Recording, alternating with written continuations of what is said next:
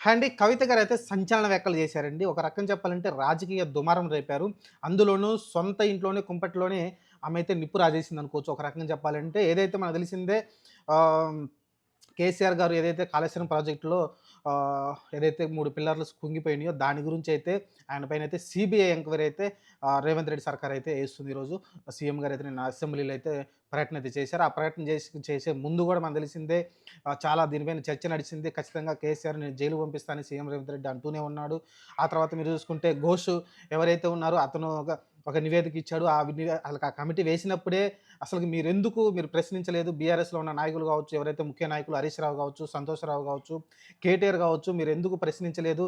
లేకుంటే అసలకి ఎందుకంటే పక్కనున్న వాళ్ళే ఆహ్, కేసీఆర్‌ని బలి చేశారనైతే మాట్లాడింది కవిత. ఒక రకంగా చెప్పాలంటే ఏం లేదు. ఒక హరీష్ రావు, లేకుంటే సంతోష్ రావు, లేకుంటే వాళ్ళ స్వార్థం కోసం మా నాన్నగారిని బలి చేశారనైతే మాట్లాడింది. డైరెక్ట్‌గా పేర్లు తీయలేదు గానీ, సొంతంగా పక్కనున్న వాళ్ళే మా నాన్నని బలి పశువుని చేశారనైతే ఆమె మాట్లాడింది. ఈ పదం అనేది చాలా గట్టిగా అయితే ఇప్పుడు ప్రచారం చేస్తా ఉన్నారు అందరూ గూడా. ఎందుకంటే నాకు బీఆర్ఎస్ నుంచి వ్యతిరేకత వచ్చినా పర్లేదు గానీ, మా నాన్నగారు కేసీఆర్ గారు నిప్పు అని మాట్లాడుతా ఉంది. ఆయన డబ్బు మనిషి కాదు. డబ్బు మీద యావ ఆయనకి లేదనైతే మాట్లాడుతుంది. కాళేశ్వరం గురించి దాదాపు 6 నెలల పాటు ఆయన కసరత్తు చేశారు. నిద్రాహారాలు మానేసి ఆయన కష్టపడి కాళేశ్వరంను కట్టారు.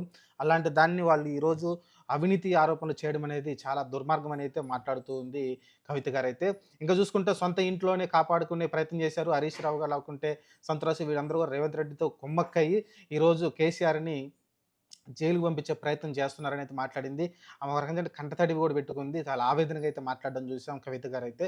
ఓవరాల్‌గా ఏదైతే ఇది జరుగుతూ ఉందో దీని గురించి మేమొచ్చి ఏదైతే బీహార్‌లో గూడా వేరే రకంగా బీసీలకు సంబంధించి ఏదైతే ప్రచారం చేస్తున్నారో అది జస్టు పేరుకే చెప్తున్నారు గానీ దానిపైన ఆచరణ కార్యసాధనగా ఏమి చేయట్లేదు. సీఎం రేవంత్ రెడ్డి పైన కూడా ధ్వజమెత్తడం చూసాం. ఓవరాల్‌గా అయితే కవిత గారు మాట్లాడింది మా నాన్నగారు కేసీఆర్ గారు కాళేశ్వరం కోసం చాలా కష్టపడ్డారు. ఆయన దాంట్లో అవినీతి చేశారంటే నేనైతే నమ్మట్లేదు.